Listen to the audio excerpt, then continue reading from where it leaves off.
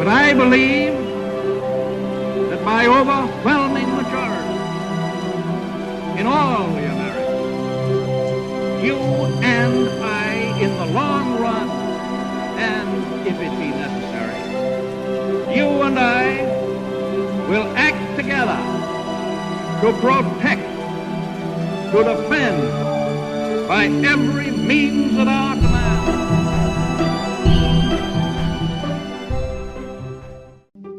Welcome to the History in Motion podcast, where we discuss leaders, their decisions, and how they shape the world we live in today.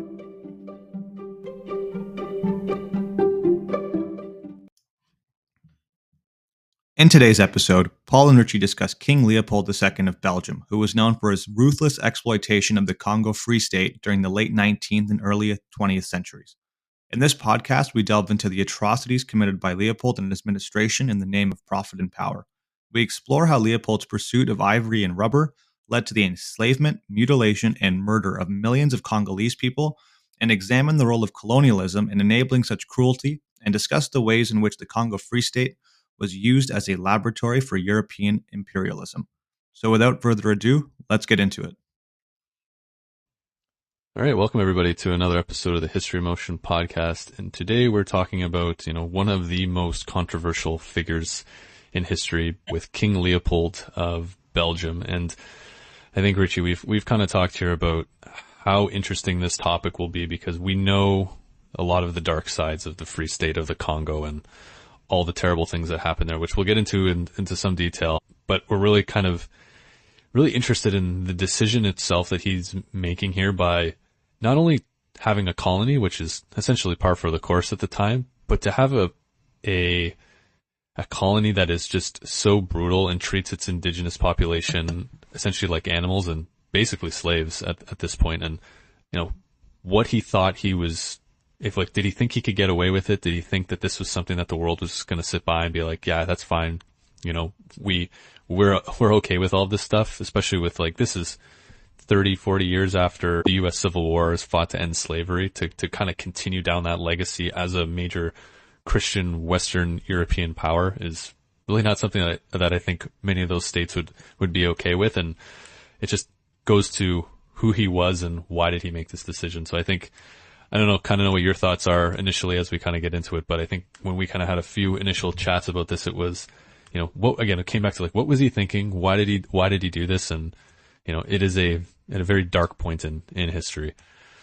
Yeah, for sure. I think there's a couple things that, just off the hop that kind of struck out to me. One being a lot of the themes around colonialism and imperialism are evident here, right? Forced slavery, this occupier and occupied state kind of relationship, which are tropes that are very consistent across this particular period of time when you talk about, the scramble for Africa or the carving up of Africa. But what sets this one apart, for me was just the degree of violence and degradation of what it meant to be, an occupying force. And I think that's kind of what my initial take was. And I think that take was actually emboldened after doing the research because it was much darker than I had expected. And yeah, I think that's the part that kind of stuck with me after I'd completed the research in preparation for this episode, which is just, yeah, it was happening across Africa. There's a lot of commonalities across colonizing forces. There's always this kind of weird conversation about, quote unquote, who was nicer in terms of colonial powers, which I think is always kind of this weird, discussion that I remember taking place in history class.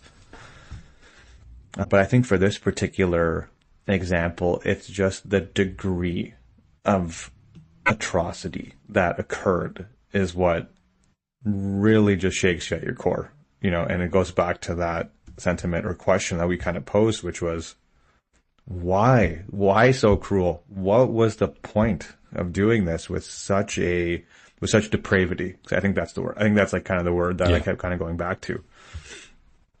Yeah, that's something that kind of stuck with me doing this research.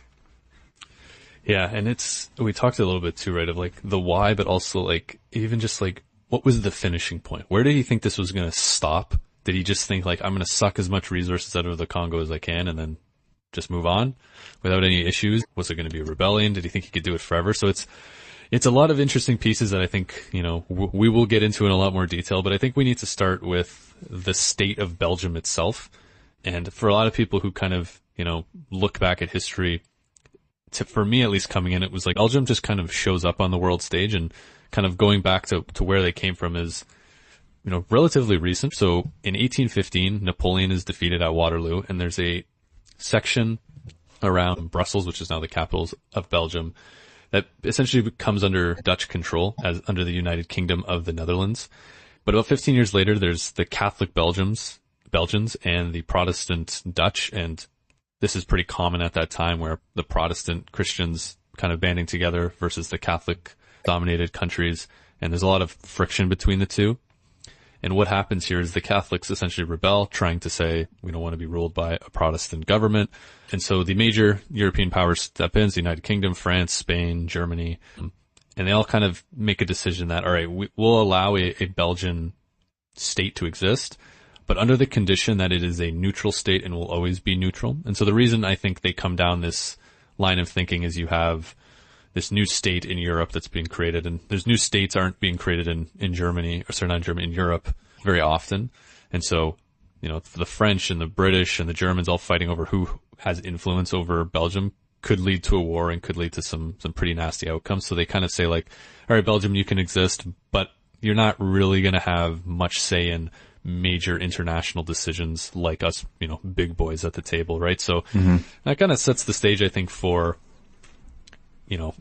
where kind of Belgium is, and they're definitely a small fish in a really big pond, and definitely don't have the status and the prestige of these other countries, which we'll get into kind of why that matters in a little bit. But the more interesting thing is this country wasn't really created with a royal family that came from, traditional Belgian people who rose up, got power, and became in charge. The European powers basically looked within their royal families around Europe and went to Germany and picked a prince and said, you're now the king of Belgium. And that's kind of how the royal family started, which is just a weird kind of thought of, it's like being in the US and it's like, yeah, we've got an Austrian king is now going to be president because he's from the royal lineage. So I think that's maybe sets the stage, Ritchie, for, where that royal family kind of starts off in Belgium and how King Leopold comes onto the stage as the king of Belgium.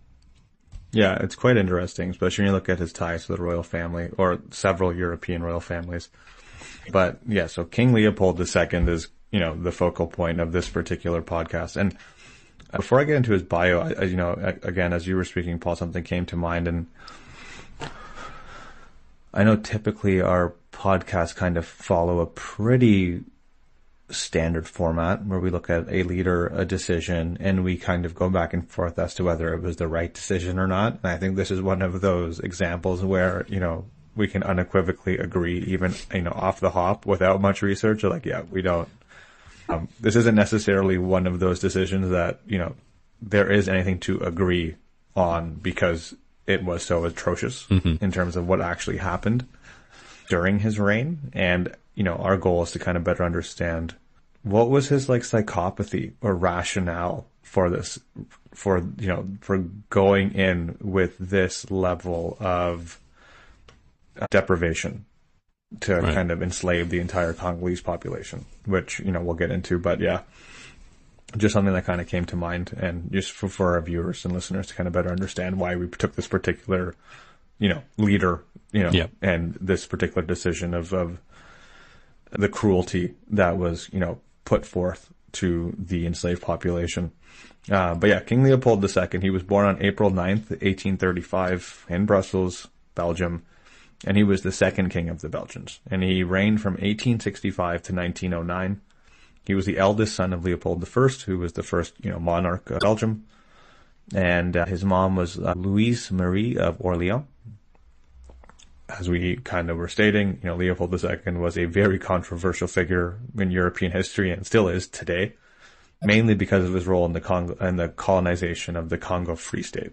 But to kind of loop back, Paul, to your initial point about this kind of selection process of who is going to, rule Belgium, the ties to royalty here are quite fascinating. So King Leopold II was related to several royal European families.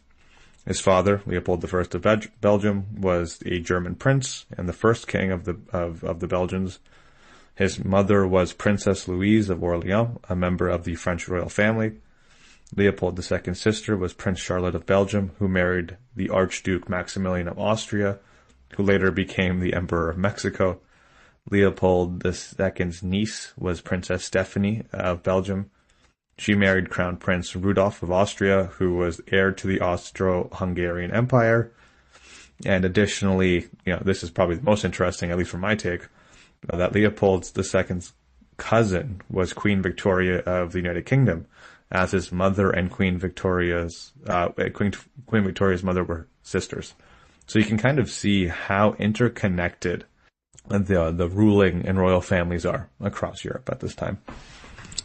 And I think it's fascinating, right? Just like even from a place like Belgium, French-speaking, Catholic, to the United Kingdom, English, predominantly Protestant, and to have the royal family, like you have Queen Victoria and Leopold's mother being sisters.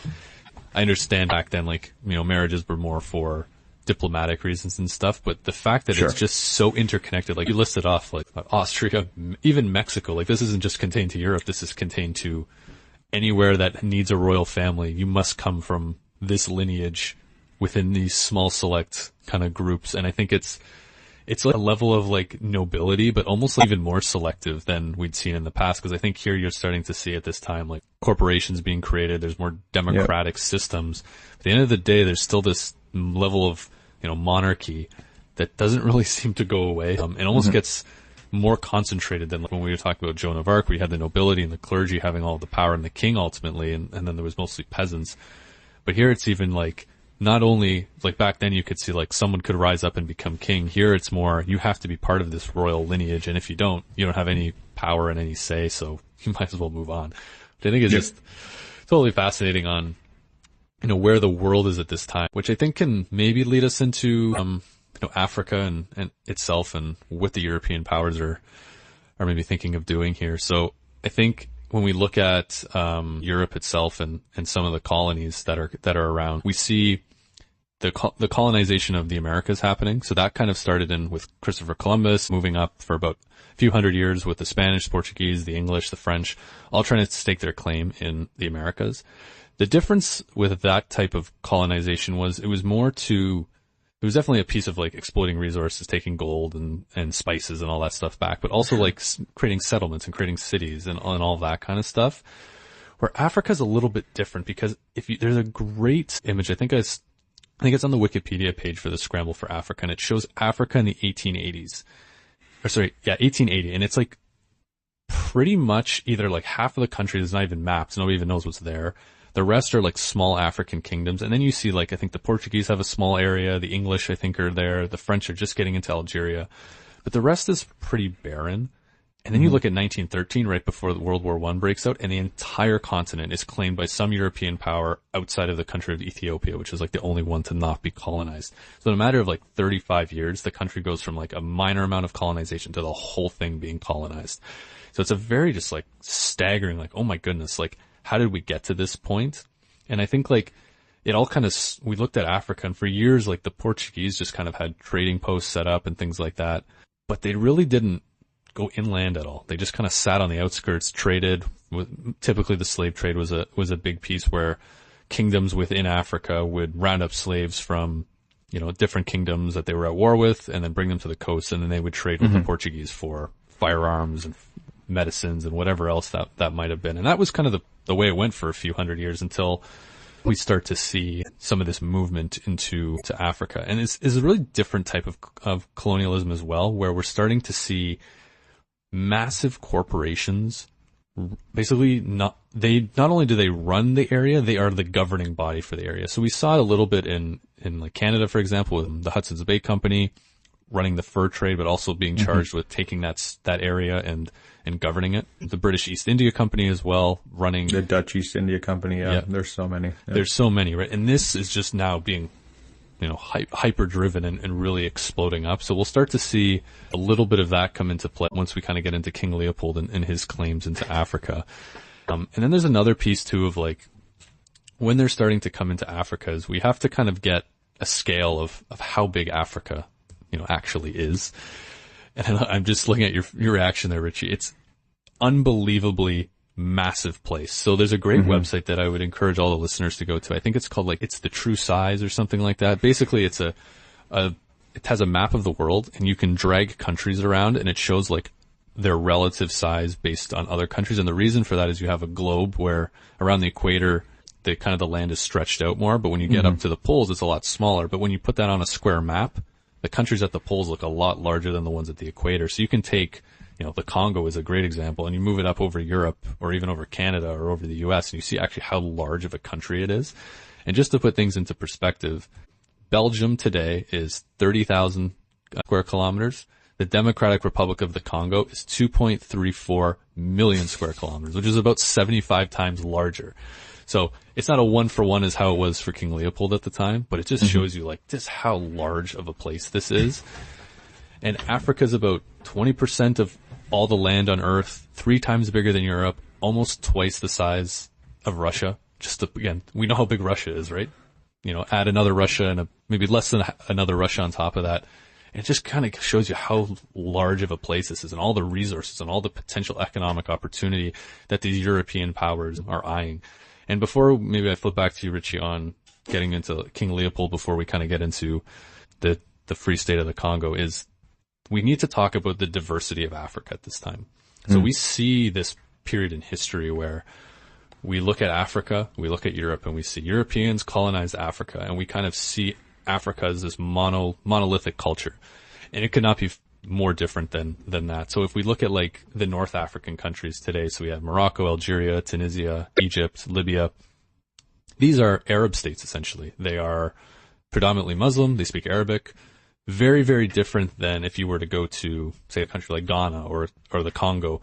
Different religions, different languages, and especially at this time, there hasn't been that French influence or English influence into Africa. So all these little kingdoms are speaking, whether it's Swahili or different local languages. And so there's hundreds and hundreds of ethnic groups within Africa. So when the Europeans arrive, there isn't a whole hey, let's band together as, I'm doing air quotes, Africans to fight off these European invaders. Some African kingdoms and kings kind of look at this and say, this is an opportunity for us. What if we work with the Portuguese and become very wealthy and ally with them to defeat this other ethnic group that was in the kingdom next door to us to gain their land and become much more powerful. For some Africans, it works out quite well. They get a lot more power. But for a lot of Africans, especially those in the Congo, it's a terrible, terrible thing for the Europeans coming in, because now it's not just them fighting off internal struggles. There's also these juggernaut superpowers that are coming in with all of their wealth and all of their technology and, really coming in and kind of subjugating the population in a variety of different ways. So I think that's maybe just a kind of a quick overview of what these countries are kind of eyeing when they look at Africa. But I think before we get into kind of the scramble for Africa and the Belgian Congo, I think it's kind of important maybe to jump back to where King Leopold is at this time, and what is he seeing as, all of these European powers are starting to stake their claim, and whether it's the Africa, the Americas, Asia, what's kind of he's seeing at this point. Yeah, no, I think great couple of points there, and maybe just for our listeners, an interesting parallel.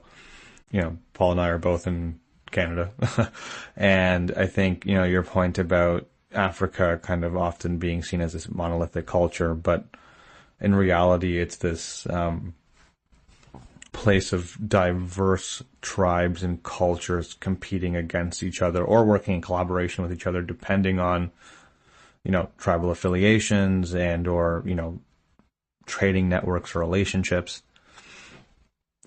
A lot of parallels between, what typically happens during a colonization project.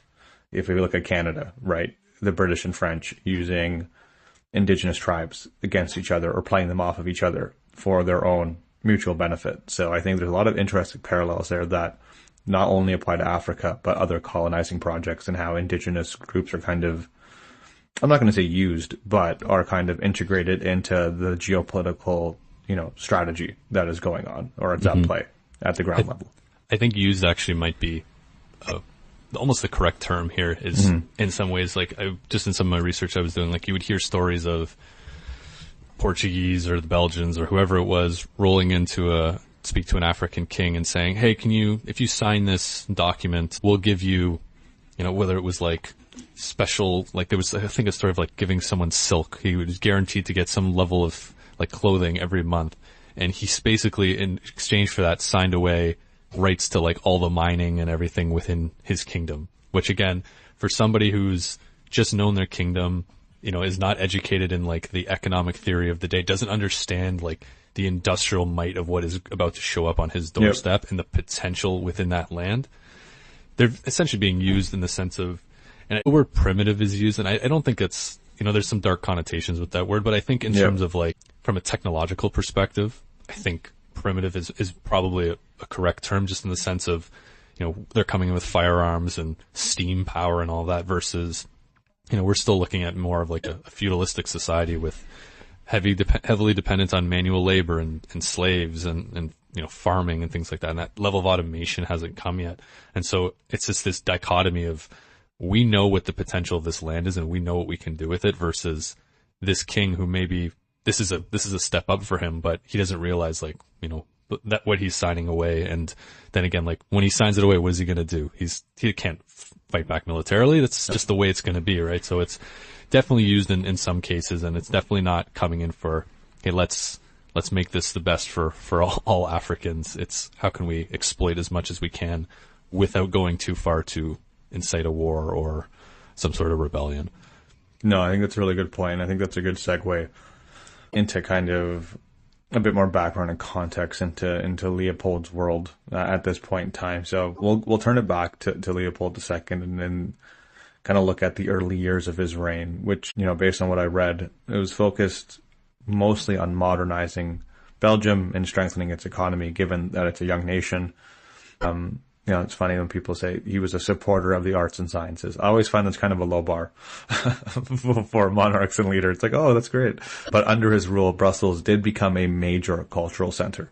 And he was a major patron of the sciences and funded several expeditions to Africa, including the Stanley expedition, which explored the Congo River.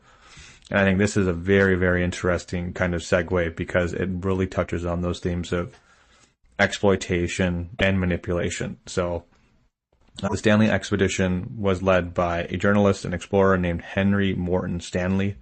He was hired by King Leopold II to explore and map the Congo River in Central Africa.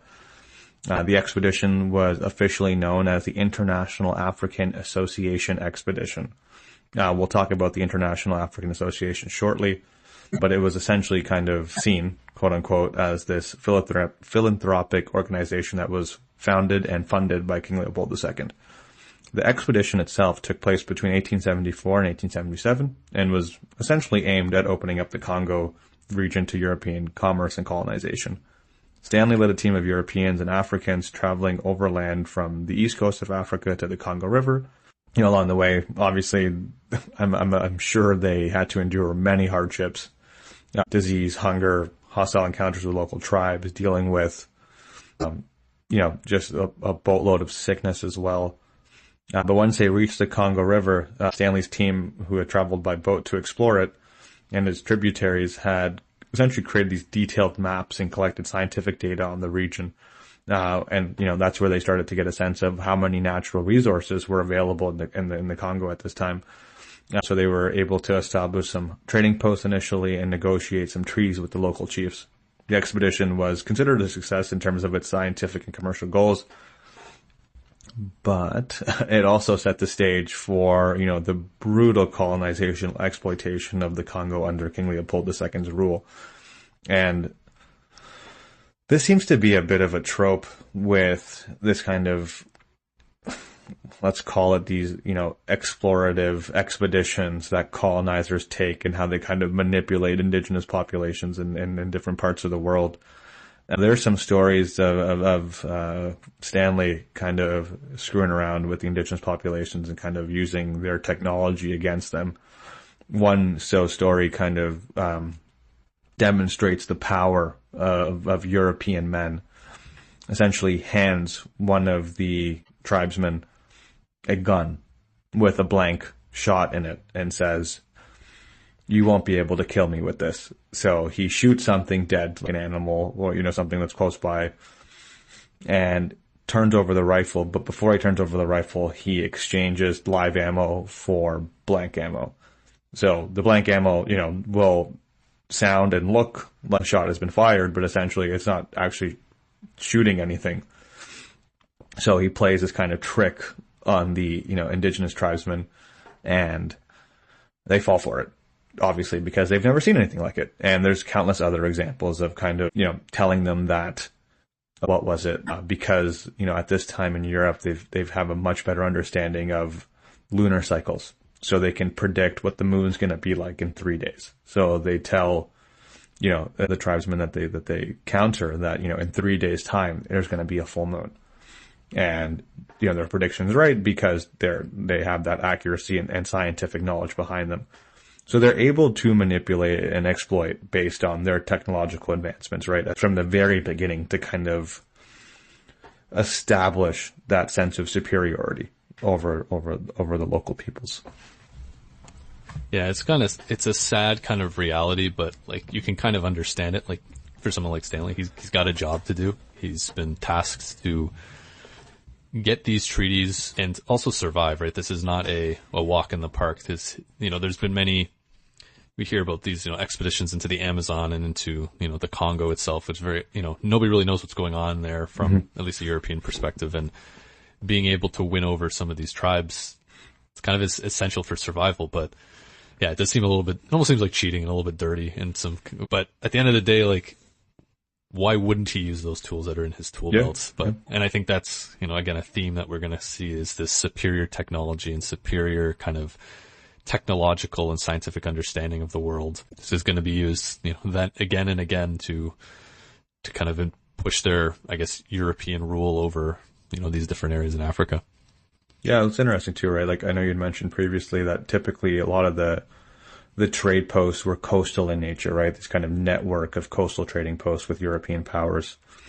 And then you see a shift, right? In the later part of the century where, no, we want to get into the interior of Africa. And now you have various European powers, this is the scramble or the carve up of Africa, however you want to kind of title it, with this new interest and effort put forth to get into the interior of Africa, map it, understand what's available there in terms of resources, understand, the population makeup, things of that nature, to really better understand how they can leverage what's going on there to their advantage.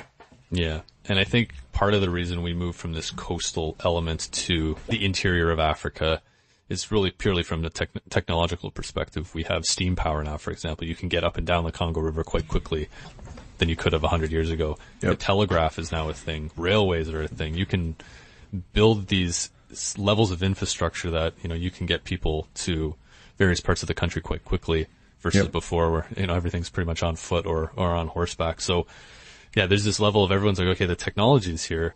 I want a piece of Africa. And then other countries are like, I want this piece. And so the European powers are quite smart, I think, at this point, where they all get together and they're like, look, every time we try to colonize some area that hasn't been claimed yet, we all end up going to war for many years, and this is probably something we need to figure out.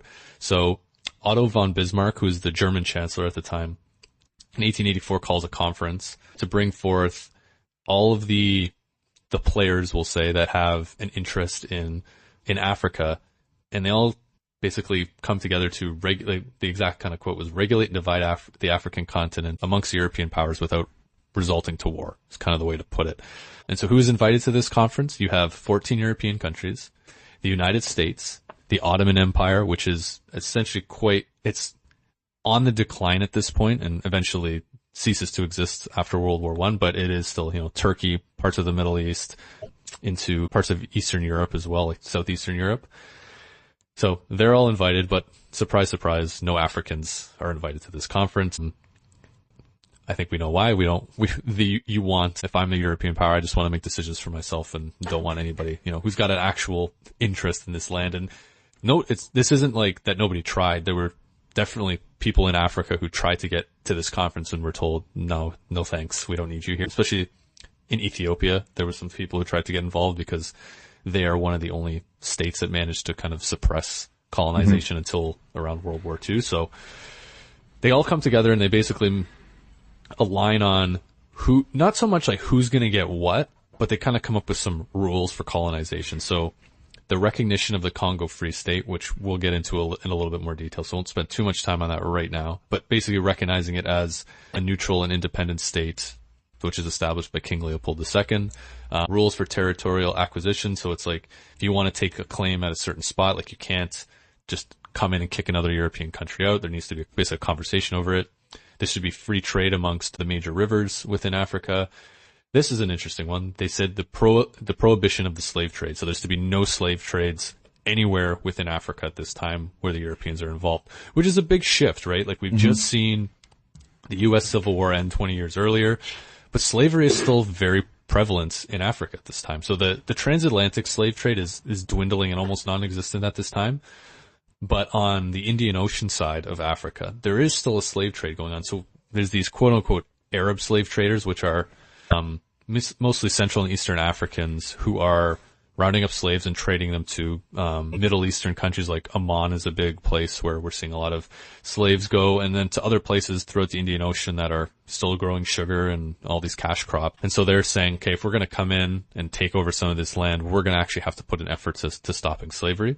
Number 5 was protection of native inhabitants. So the conference recognizes that European powers are to protect native inhabitants and their property, as well as promote the development of their territory. So again, great in theory, and we'll see how that's not always followed to some very, very large degrees. And then just notifying everybody that what they're doing. So it's not just like, so if the Portuguese show up somewhere, they don't see the French standing there and they're like, oh, well, this is awkward. We all thought we had this land. And it's just essentially a kind of a set of rules that come together. And I think we do see some good come out of this. Is, you know, I think I don't want to get into a whole is colonialism good or bad, because it depends where you're talking about and what you're talking about, and it's a really large discussion.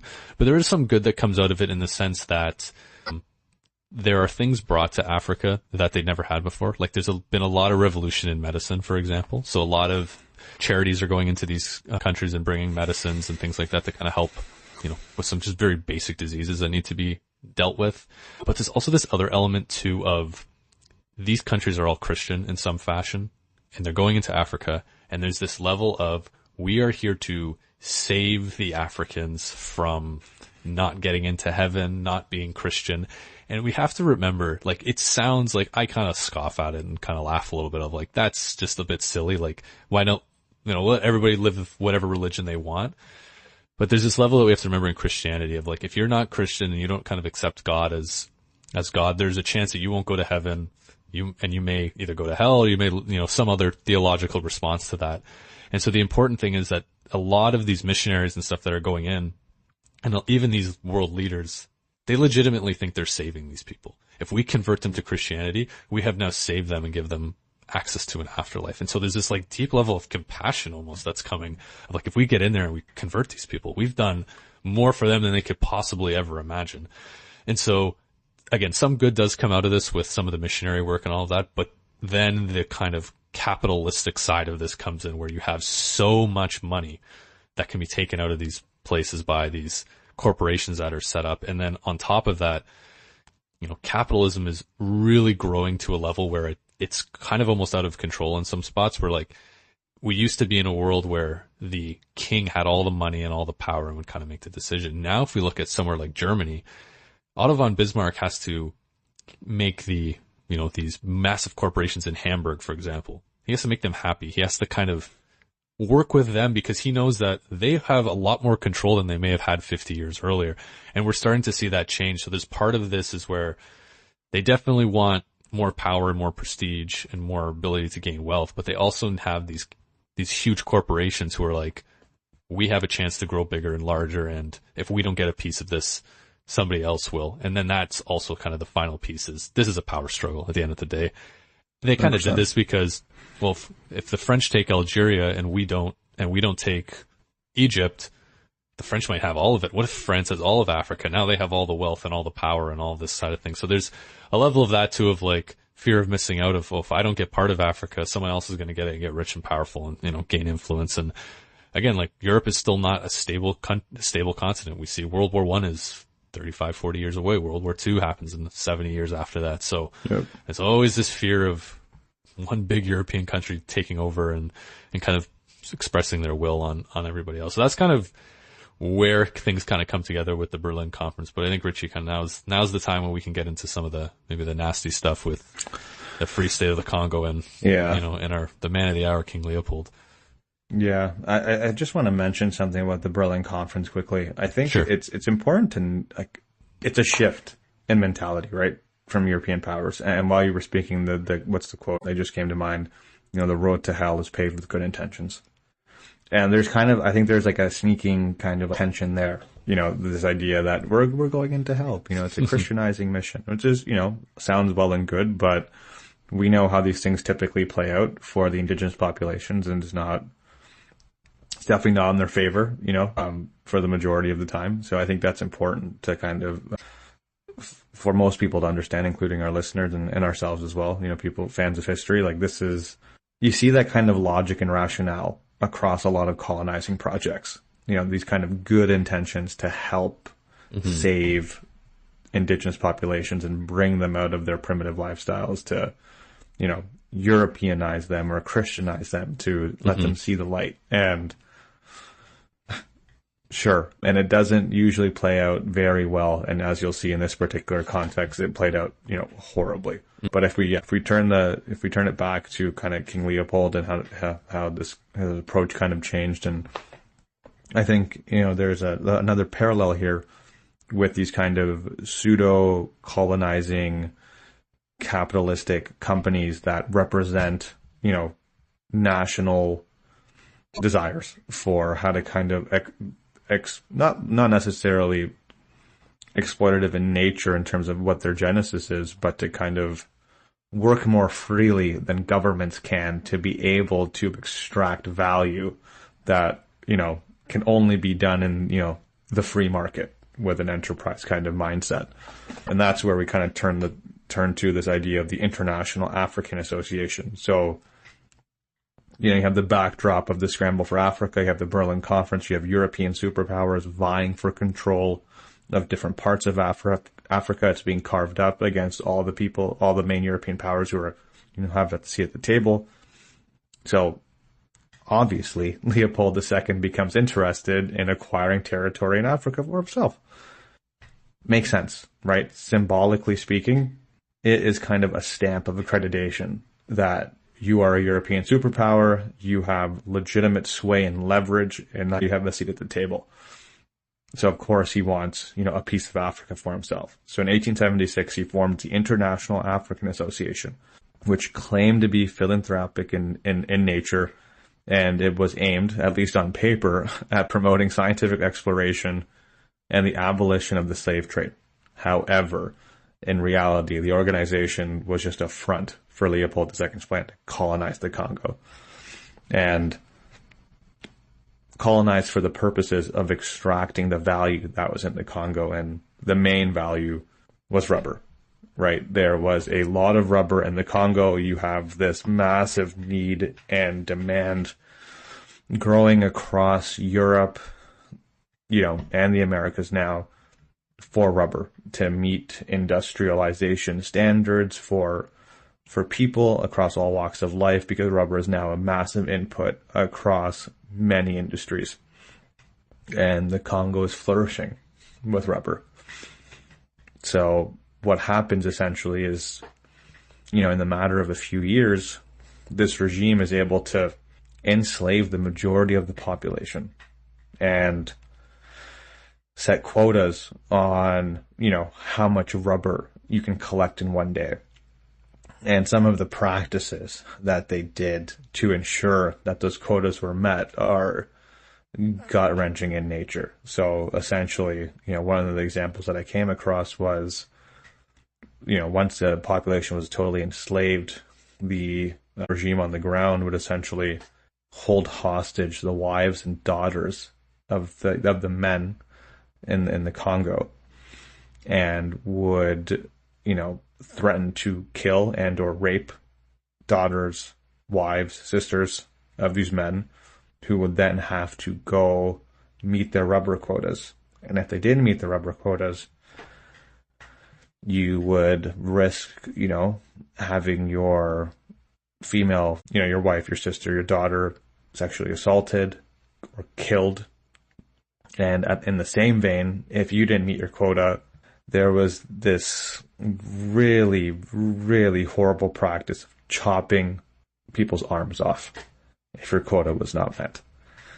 And this was happening en masse in a very calculated and standardized way across the region at the time.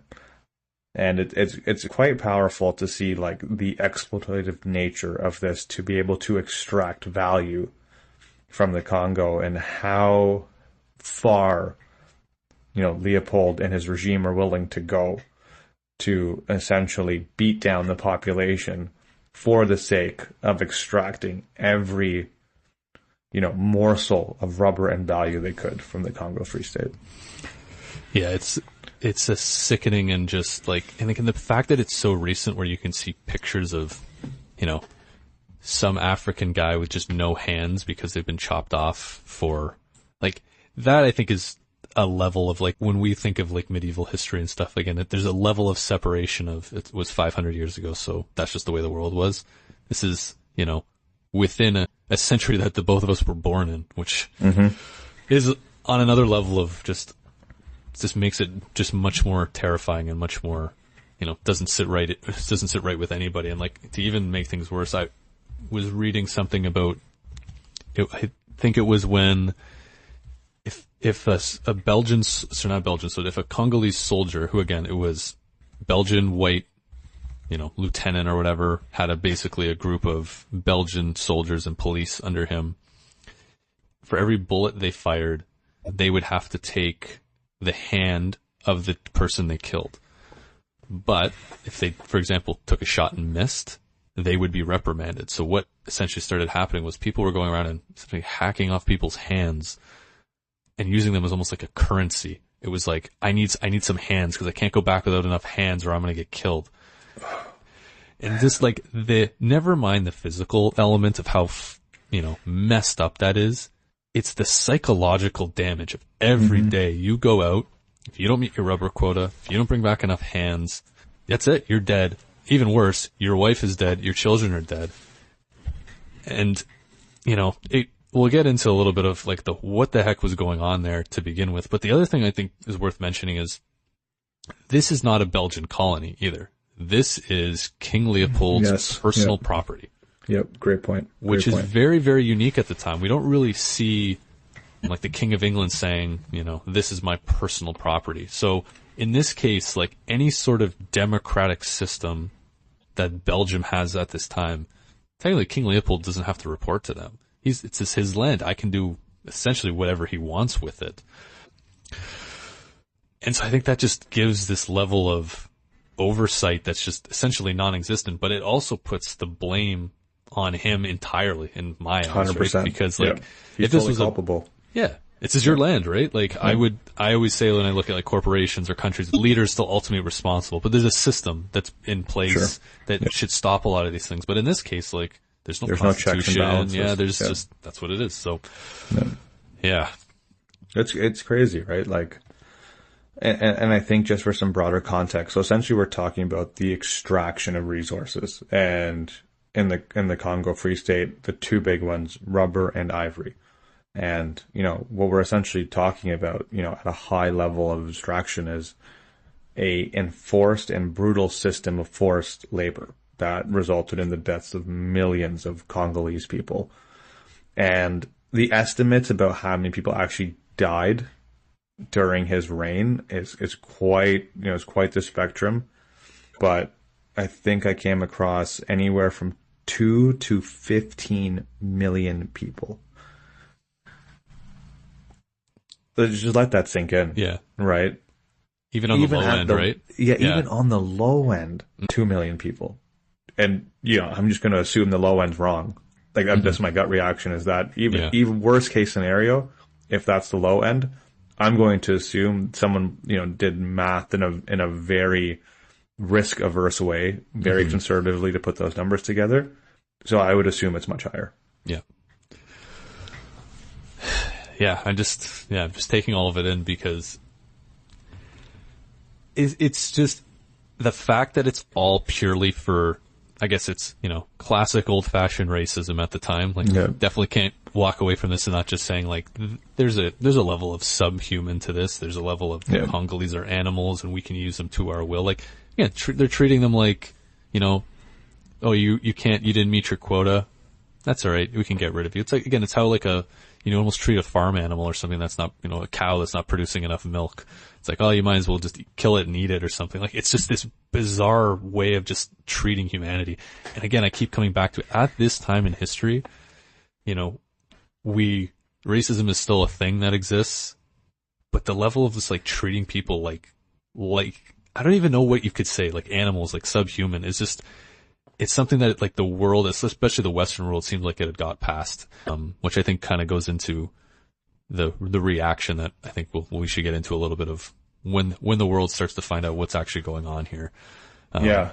I think before we get into that, just maybe a quick couple of points for our listeners just to kind of really hammer this home and make it real. Because I know some of these conversations can typically be a bit high level and it's hard to kind of grasp to see what it was actually like on the ground.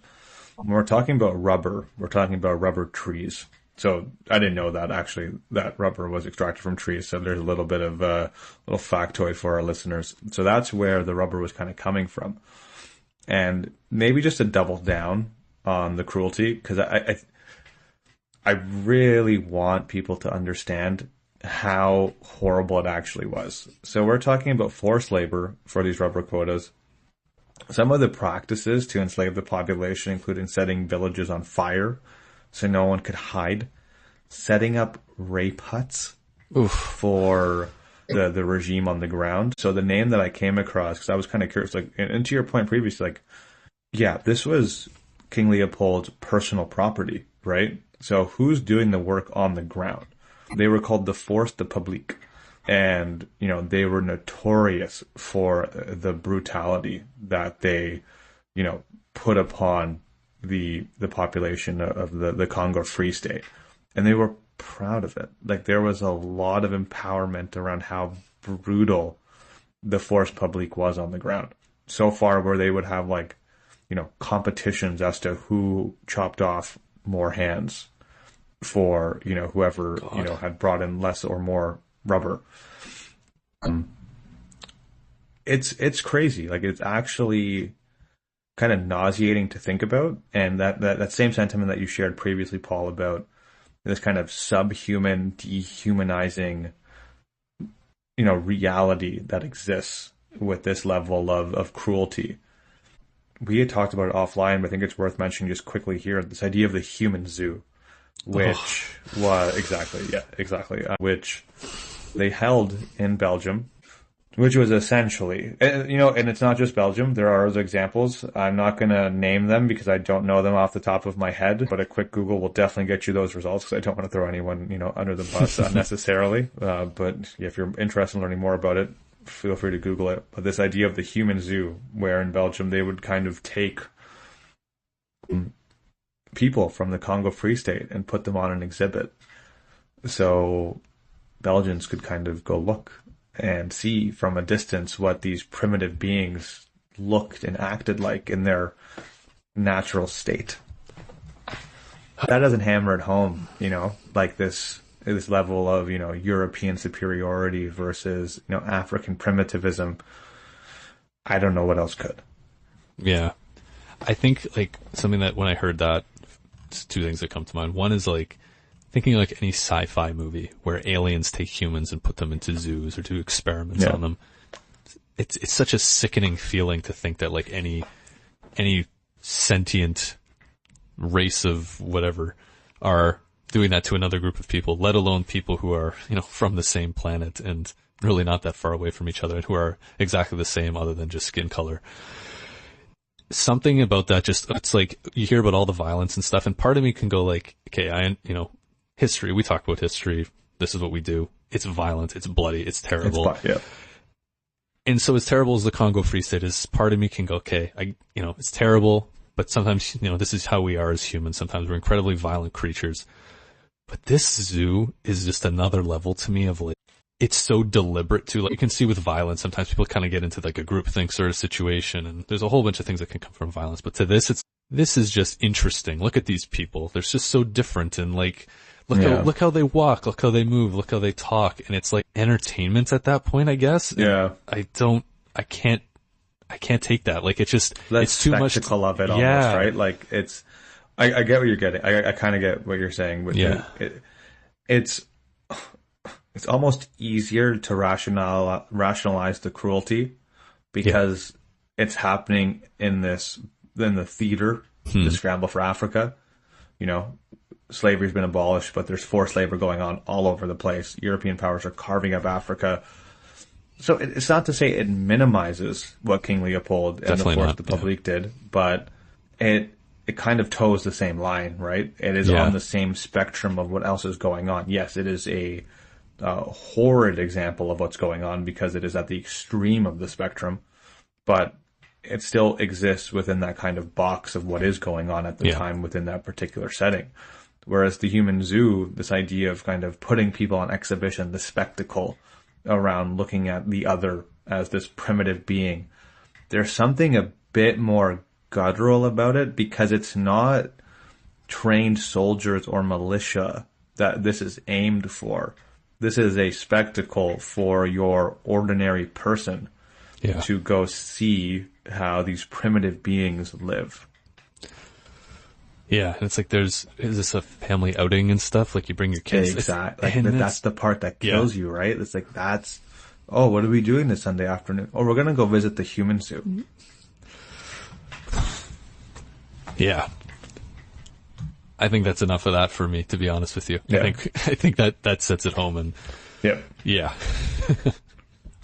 unbelievable that, you know, just over 100 years ago, that's what was still going on. And, you know, it makes looking at the 2 world wars and the Holocaust and all the terrible things that happened, you know, you can there's something deep within our nature. And I think this is a very interesting conversation for us maybe to have another day on as we kind of get through more of these of, this is what we're capable of as humans, and how it can just happen. And next thing you know, we're in a situation like this. But yeah, I think we can move on to kind of maybe whatever's coming next year for the Congo Free State.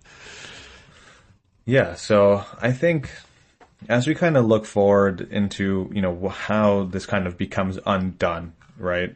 This goes back to our previous point. I guess our previous, our initial question as to how did he think this is actually going to pan out, right?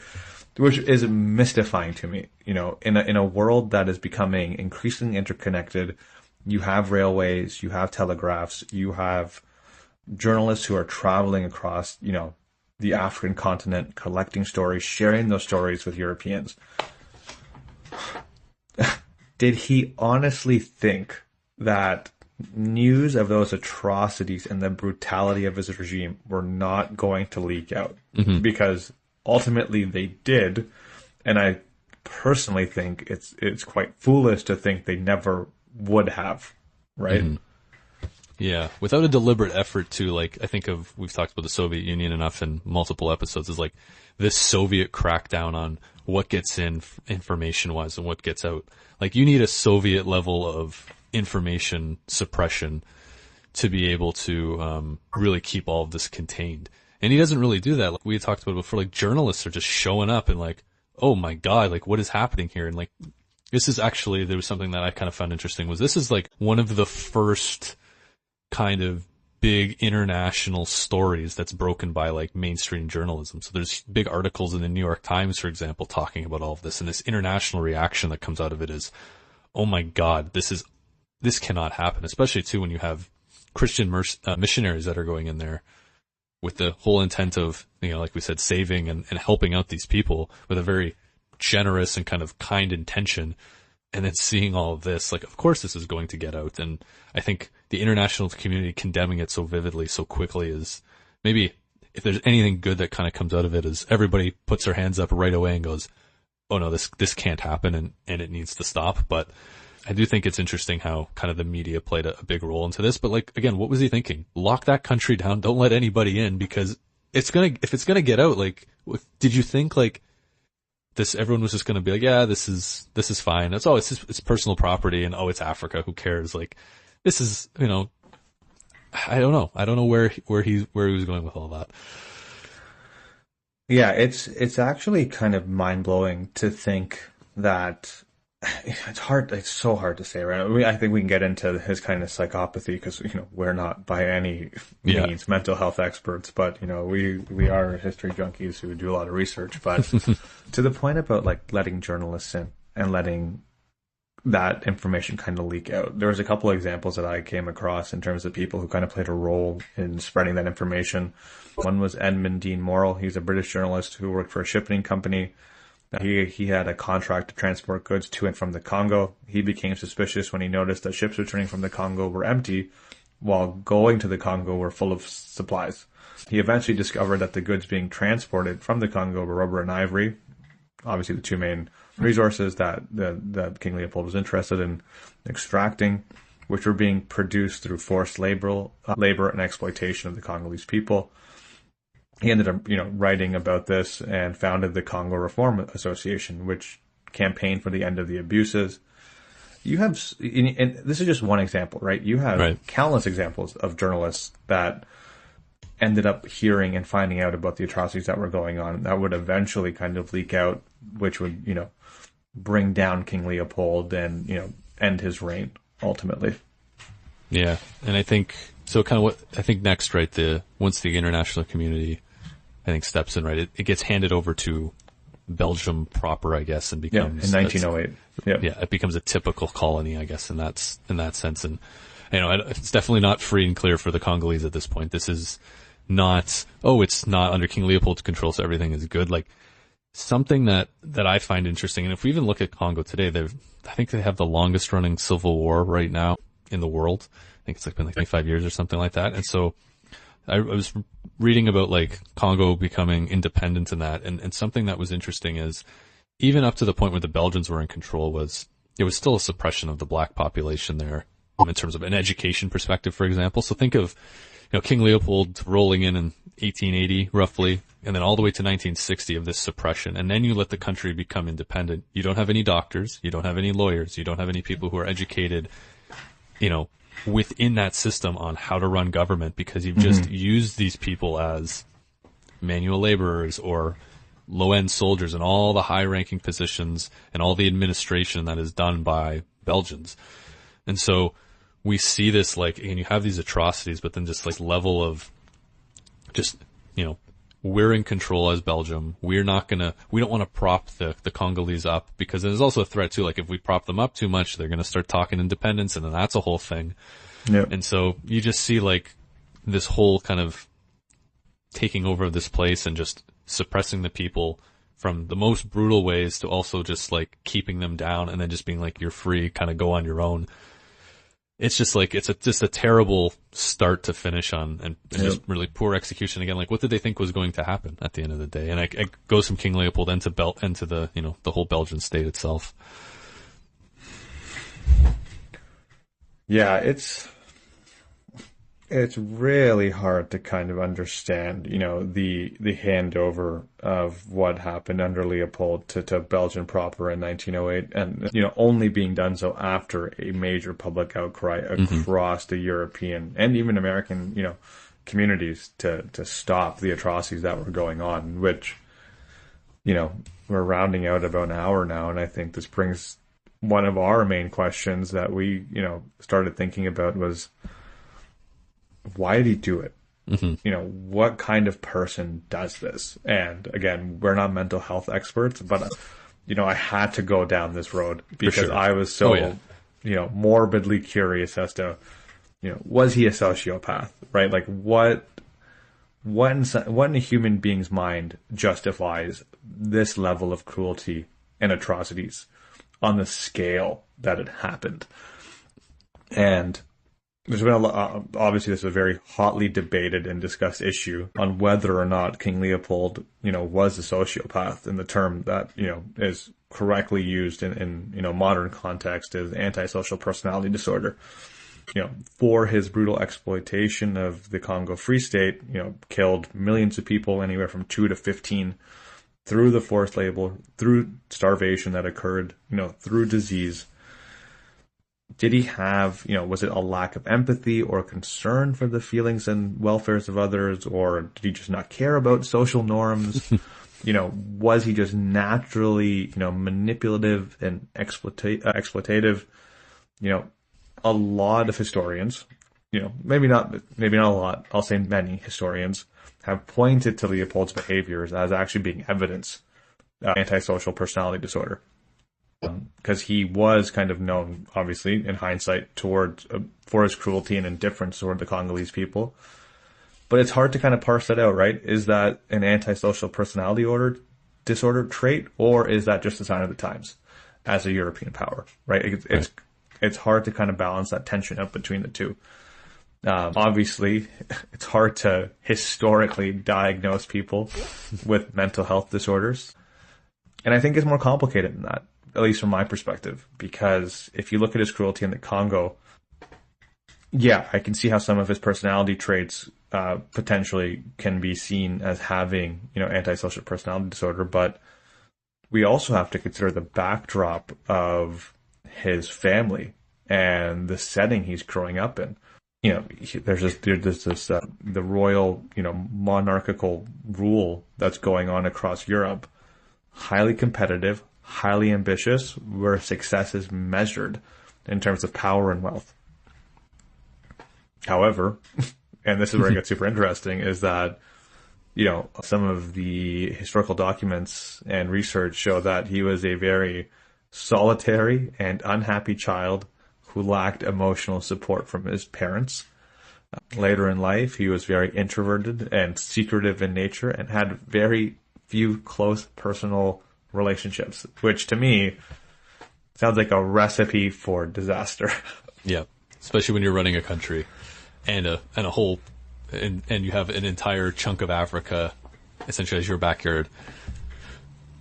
And I think it just goes to the level of you're seeing the solitary piece and living in that royal environment where you're not seeing the traditional family love that maybe a normal family would see, right? And maybe that was just the thing, for someone like him not growing up with a lot of empathy and not really being able to express it in one sense. I think there's also an element of, and we talked about a little bit at the beginning, you were kind of saying this, having a colony was a stamp, right? And we talked about Belgium being this new neutral state that's not supposed to really mess around with much, just kind of do their own thing and be a passerby. This is a way to legitimatize him and say, you have this huge area of land, and then you're just getting ridiculously rich. And I think, again, old-fashioned greed is going to come into this as well, right? The money's pouring in, people are telling you things aren't great, but the money's good, so why ask any questions, right? And it may not have been that he was necessarily this dark and evil person. He may just have kind of just turned a blind eye to everything and was just a really weak person at the end of the day as well, where he's just, I don't care what's going on. I got my money coming in. I don't want to know more about that. Let's talk about something else. And maybe there's a balance of both there, but again, we'll never know for sure. But I think, there's definitely multiple things compiling to see who this person was. And cause I think a strong leader who's able to understand the political arena at the time would have, as soon as caught wind of this, would have either buried it or shut it down, because letting it continue freely is essentially a suicidal decision for your whole enterprise at this point. Yep. It's a dark period of history, right? I think the annals of history, as much as there is good, there is a lot of violence and a lot of bloodshed. And I think this particular era is truer than most, specifically because it's in the modern era and it's not too far removed from our present day, that it kind of hits a little bit differently. And that is no way, as a pass for what happened. This is just an extreme example of, what was going on at the time. Yeah. And I think there's extremes on both ends, right? We see this, this is the extreme of the violence and the looking at people as subhuman in that, but then there's also, you look at the good things that were happening at that time, and there were things on that extreme end which, were unthinkable 20, 30 years before. So exactly. That's the great thing about history, right? Is we see these peaks and valleys, and it's messy, but it can also be beautiful at the same time. But, this one I think was, definitely a valley, and deep down in that valley of just the worst that humanity can do to one another. And yeah. So I don't know. Closing thoughts maybe is just, this was hard, I think. And this was hard. Yeah. This is not just, going back to this is the first time I think we've chatted where I've almost been lost for words when we talk about some of these atrocities. Cause what can you say, right? It's hard to fathom. Yeah. Right? Yeah. It's hard to relate to. It's hard to fathom. And we live in an era where it's just so hard to imagine anything like this happening in the modern day. Right? And then you get this kind of gut check when you look at the dates and you're like, oh man, we're not too far removed from this. And that, it makes it real. And I think that's what makes it scary. And that is kind of why I think, these conversations are powerful, because it provides a lot of lessons learned. It shows you how despicable people can be towards one another for, whatever rationale that they can conjure up, the mental gymnastics required, people can do it to justify, their means to an end. And I think it's important for us to kind of understand the depravity and darkness that kind of exists in the annals of history, specifically in this era, because I think, if we don't learn from history, we are doomed to repeat it. And I think that's kind of why we do this. I think that's a fantastic way to kind of wrap it up. And just, again, this is why history is so important, and I think why we love it so much. So yeah, I hope this didn't ruin your day listening to this, to all the listeners out there, but I hope you learned something, because I think this is one of those things where it sucks to hear about, but we have to, again, like you said, we have to understand it so we make sure it never happens again. So yeah, I guess share your episode next week. Yeah, exactly. We got to find who is this the most happy person and did all these wonderful things, but to balance it out. But yeah, this is a good conversation, Ritchie. Again, appreciate it as always, and thank you to everybody for listening. We will see you next time.